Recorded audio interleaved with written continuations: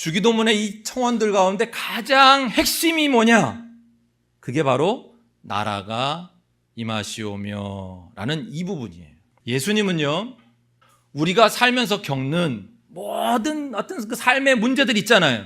그 문제의 뿌리가 우리가 아버지, 곧 부요하고 충만하신 그리고 무한하신 그 창조주 아버지 하나님으로부터 분리된 거. 이게 모든 우리 인간 문제의 근본이라고 보신 거예요. 그걸요, 어려운 말로 아담적 실존 이렇게 얘기를 합니다.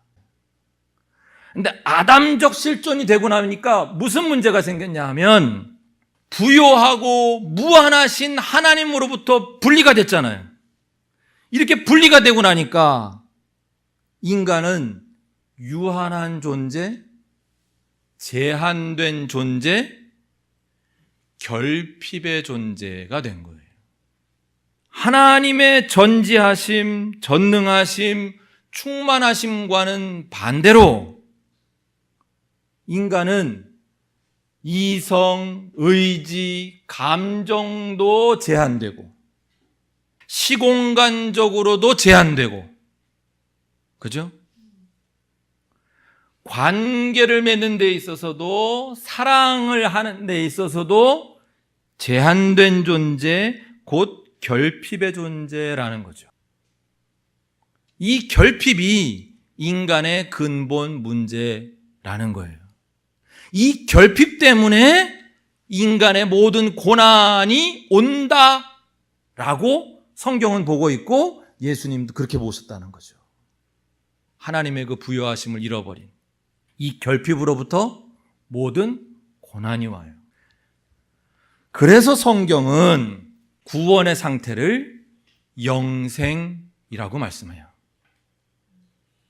영생이라는 말을 문자적으로 그대로 해석을 하면 영생은 오는 세대의 삶 또는 오는 세상의 삶이에요. 영생이라는 게 뭐냐?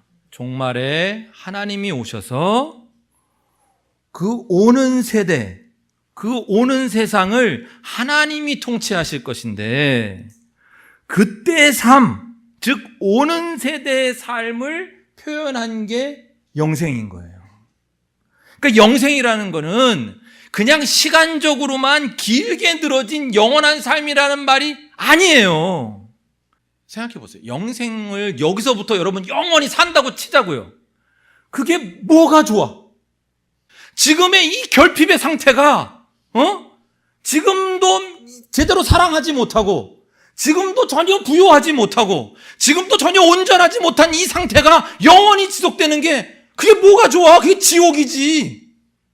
그 뜻이 아니라는 거예요. 영생은 하나님이 오셔서 하나님이 온전히 다스리시는 그 세상, 하나님의 충만하심이, 하나님의 부요하심이 회복된 그 세상에서의 삶이 영생이라는 거죠.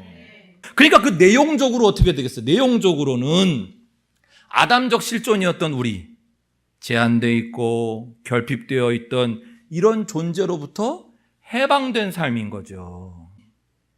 즉 하나님의 신적 부요함, 그 무한으로 이루어진 삶이라는 뜻이라는 거예요.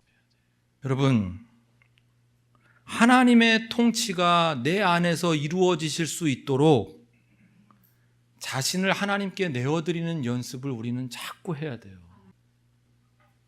하나님의 통치가 우리의 관계 안에서 이루어질 수 있도록 우리는 정말 날마다 자기를 부인하고 자기 십자가를 지는 그 연습을 자꾸 해야 돼요. 연습해야 돼요. 연습해야 돼요. 연습해야 돼요. 매일매일 연습해야 돼요. 죽는 날까지 연습해야 돼요. 나라가 임하시오며 이 하나님의 통치를 구하는 기도가 우리의 중심 기도가 되기를 주님의 이름으로 축원합니다.